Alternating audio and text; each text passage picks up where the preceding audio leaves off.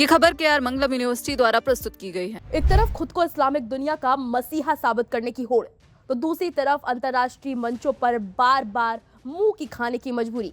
जी हाँ, ये कहानी है हमारे पड़ोसी देश पाकिस्तान की, जो इन दिनों एक बार फिर बुरी तरह से तिलमिलाया हुआ है। हाल ही में ईरान के मुद्दे पर पाकिस्तान खुद को बड़ा चौधरी साबित करने की कोशिश में जुटा हुआ था। इस्लामाबाद से लंबे चौड़े दावे किए जा रहे थे कि वो ईरान इजराइल तनाव और युद्ध जैसे हालात को रुकवा देगा, लेकिन अभी ये गुब्बारा पूरी तरह से फूला भी नहीं था कि अमेरिका ने पाकिस्तान के ऐसे अरमानों पर पानी फेर दिया। कश्मीर मुद्दे पर अमेरिकी रुख ने एक झटके में पाकिस्तान की पोल खोल कर रख दी है। वॉशिंगटन की नजरों में उसकी असली हैसियत क्या है, यह अमेरिका ने दिखा दिया। आखिर पूरा मामला क्या है, जरा सिलसिलेवार तरीके से समझते हैं। हाल ही में अमेरिकी राजनयिक और वरिष्ठ अधिकारी सर्जियो गोर भारत दौरे पर आए। उन्होंने जम्मू कश्मीर का दौरा किया और वहां के हालात पर एक ऐसा बयान दे दिया जिसने इस्लामाबाद में बैठे हुक्मरानों की नींद उड़ा दी।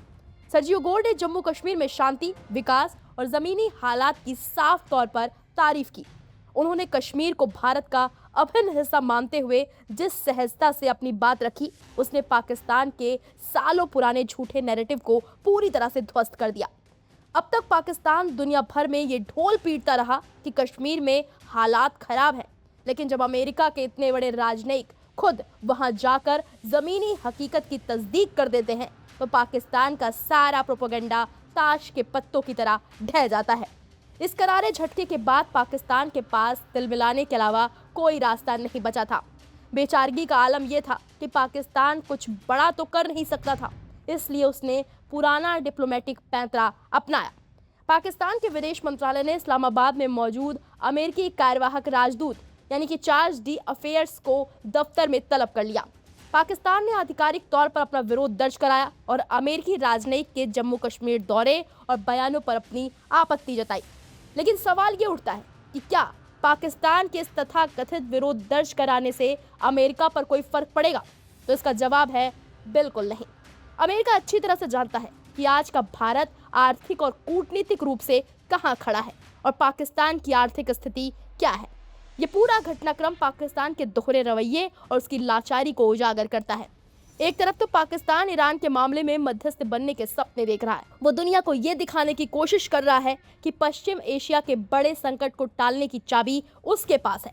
लेकिन सच तो यह है कि जो देश अपने ही कूटनीतिक हितों की रक्षा नहीं कर पा रहा है, जिसे अमेरिका एक झटके में नजरअंदाज कर देता है, वो भला ईरान जैसे बड़े मुद्दों पर क्या मध्यस्थता करेगा।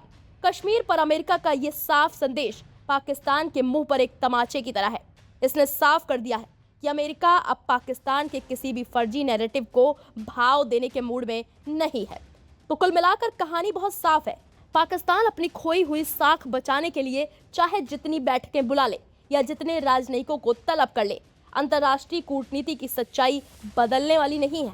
ईरान का चौधरी बनने की कोशिश कर रहे पाकिस्तान को अमेरिका ने याद दिला दिया है कि वैश्विक मंच पर उसकी आवाज़ की अब कितनी कीमत रह गई है।